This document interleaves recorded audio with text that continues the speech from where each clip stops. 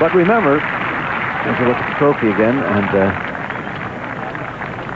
television set inside, that Azinger last year statistically was the best on the PGA Tour at sand saves, at doing exactly what he has to do to get up and down.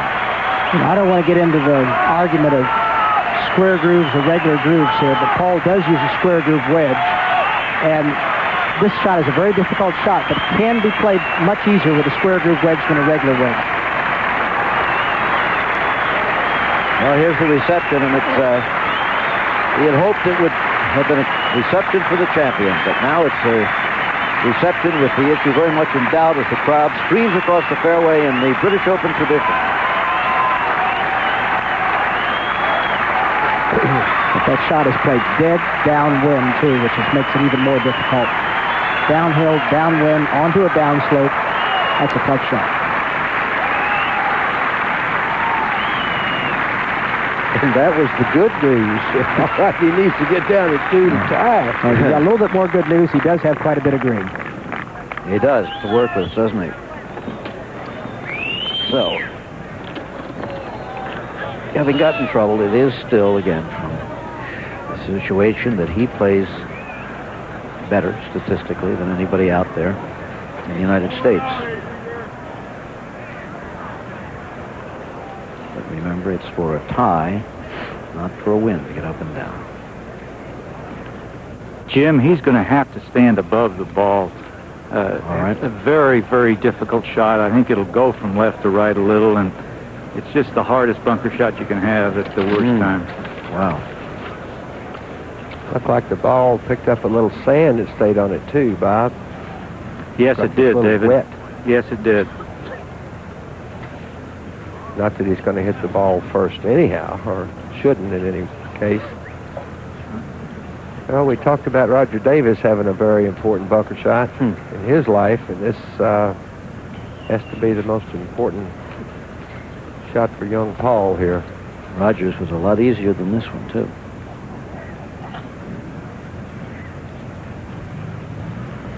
Got to get in here and, well, can't even keep his weight on his left side if that's the stance he indeed takes.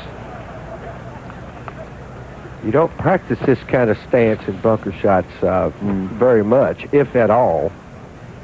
So it changes your idea, changes the plane of your swing a little bit. To bend quite a bit at the knees there with your right knee to stay down. Be sure you don't straighten up.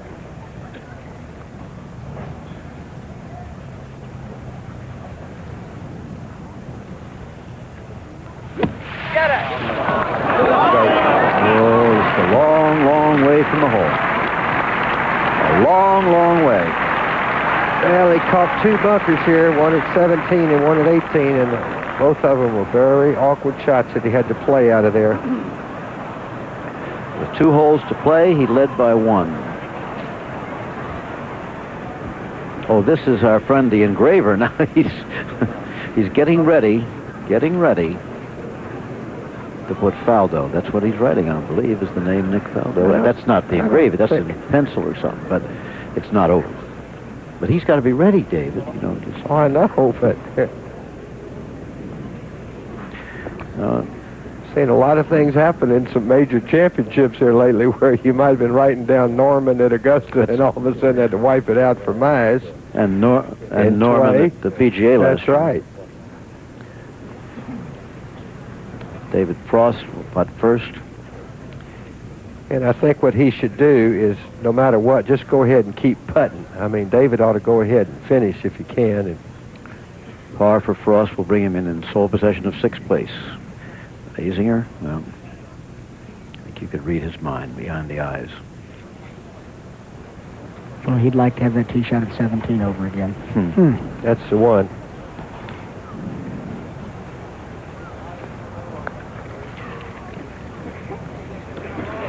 Good putt. Great putt. Ooh.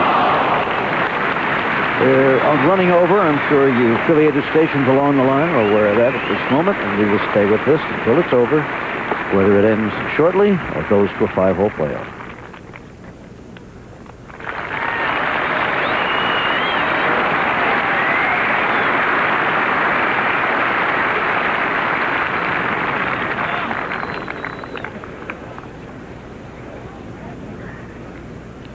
see a lot more of him and of this man.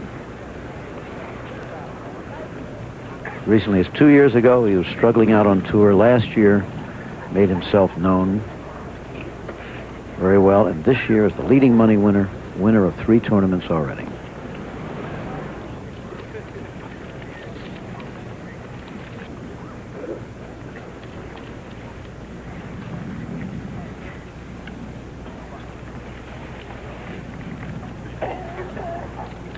You think of all those balls that he hit as a kid and went out and picked up. And lost his card a couple of times on tour. Kept trying. And as he said, got a lot of help from his family about keep trying because it's there. Yep. Now, if they're watching at home, you know they're very anxious about this. No matter what happens. First British Open, he has played very well.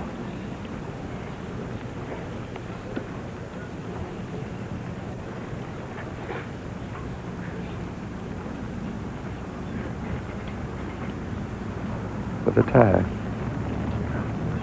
He hit it. Oh, he's come up short. Short and to the right. It's all over.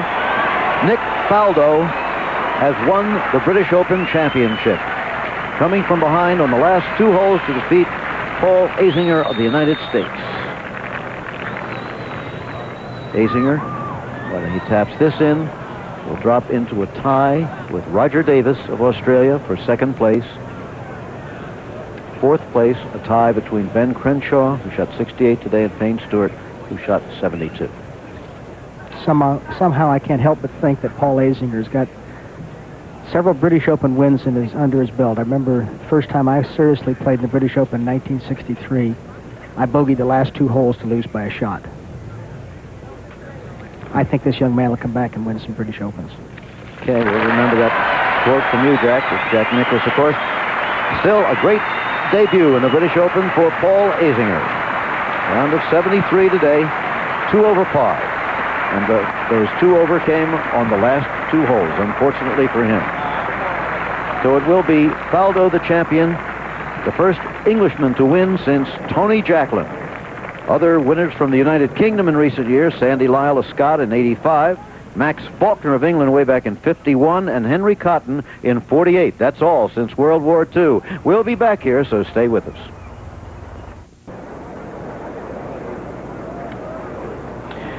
So Nick Faldo has won the British Open, the presentation and the interview coming up almost immediately here. And this was the putt that did it. He didn't know it at the time. Azinger was back on 17 with a longish putt for a par. He had not taken that putt yet, as Faldo needed this for a par. Into the hole it went unerringly for his 18th straight par of the day, even par round of 71. From that point on, Azinger made 2 bogeys, and Faldo was the champion.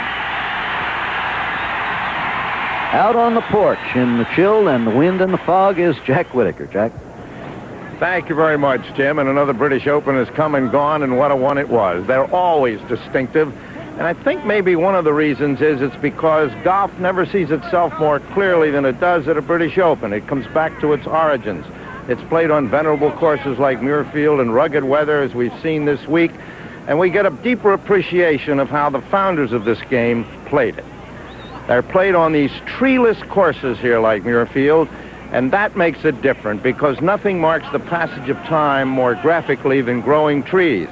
And without trees here, you know it looks exactly the way it did when Varden won here and when Braid won it and when Hagen won it in the 20s.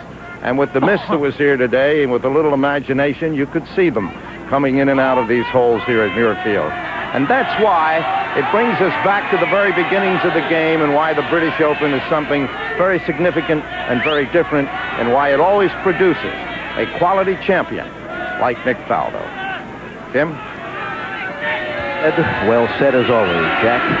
Now they're waiting for the champion. Incidentally, if you wonder if the game of golf is becoming truly worldwide in the ability of the players, this is the 4th straight non-American winner. 1984, Seve Ballesteros. 1985, Sandy Lyle of Scotland. 86, Greg Norman of Australia. Now 87, Nick Faldo of England. The crowd wants to see the champion out there, and if they're patient, they'll have him.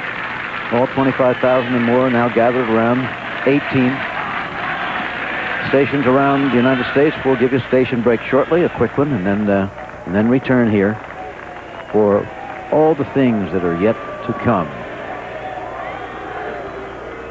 I don't know what the booing is about out there, but we really can't tell from here. I'm going to give you some alphabetical scores while we wait. There you see Azinger at 4 under. Mark Calcavecchi at 1 over, had a fine championship. Ken Brown did, of Scotland, also at 2 over.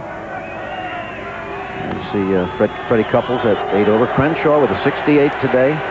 Roger Davis playing extremely well with a 69 today. Ended up tied for second place, remember. There's the winner in gold, Nick Faldo. And David Frost at 2 under. Ray Floyd at 2 over. Couldn't quite do it today. Mark McNulty had a good championship from South Africa at 1 over. Bernhard Langer ended up 2 over, the German.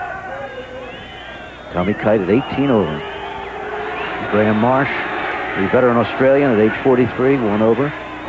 Barry Meisner, Masters champion, 4 over, you saw there. Jose Maria Olazabal, or if you prefer the Castilian, Olazabal, of Spain at 1 over. Lee Trevino finished at 2 over for the championship. Payne Stewart, 3 under, tied for 4th. Hal Sutton at 1 over. Bob Tway, the PGA champion, at 7 over. Manny Watkins, 5 over. Natives here getting extremely restless in Scotland. They want to see the champ. They have been here longer. Some of these people were sitting in these stands with their umbrellas sideways to buck off the wind early this morning. And now here in Scotland, it is 20 minutes to 7 in the evening. And they're not going to leave till they see Nick Faldo come out. That's right. But they've got to put up the chairs. They've got to put up the table. We'll be having an interview. The first one by Harry Carpenter of the BBC. Quickly, let's go down to Al. He's got Azinger. All right, Jim. Paul, we talked an awful lot about what might happen today. You said we'll let the cards fall. Time will tell. You said you'll be a better golfer. You said many things. What do you say now? Well, I'm awfully disappointed, needless to say. But I gave it my best shot. I think I made a bad club selection on the 17th tee. I probably should have hit a club that would have left me short of those bunkers. And I didn't hit a good shot on 18 on the fairway, but I wasn't, overly nervous or anything. It was just one of those things that wasn't meant to be. I think the better player won, and Nick Faldo, he played solid all day. He didn't fluctuate much on the leaderboard because I watched it, and just wasn't my time. I couldn't help but feel for you standing in the middle of the 18th fairway, out there by yourself with your caddy, the huge crowd, suddenly the realization of what's at stake here, and saying to yourself, this is where a good golfer can become great. What was that like? Well, I'll tell you, it's something that, I've been in a situation before, never in a major, though, and I've come out on the good end of it all 3 times this year. I've won every time I've had the chance to win coming down the stretch, and I'm proud of that. And I let this one get away. It was probably the one I wanted the most of all of them, but, it's where you want to be, and I told my caddy, I said, this is what it's all about. We're right here in the middle of it. Let's just do the best we can, and just wasn't my time. We'll get them next time. Paul, you were exciting to watch. Thank you for your time. Thank you. Jim? Al, you might point out to Paul that Jack Nicklaus up here a minute ago said and pointed out that Jack, when his first serious attempt over here, led with 2 holes ago and lost the championship, and then he said that Paul Azinger, Jack Nicklaus feels, will win at least a couple of these. Might help a little. Okay, now let us take a station break before the champion comes out. We will return to Muirfield one more time.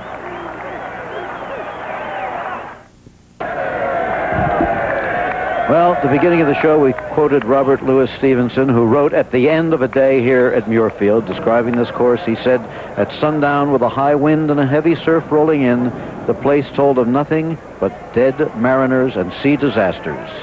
And so it was for all of the players in the British Open, all except one, Nick Faldo of England, the 4th of his country since World War II to win the British Open. The presentation's going to be quite a while, it appears. They've been moving the tables and chairs around and that sort of thing, so we're going to take our leave of you.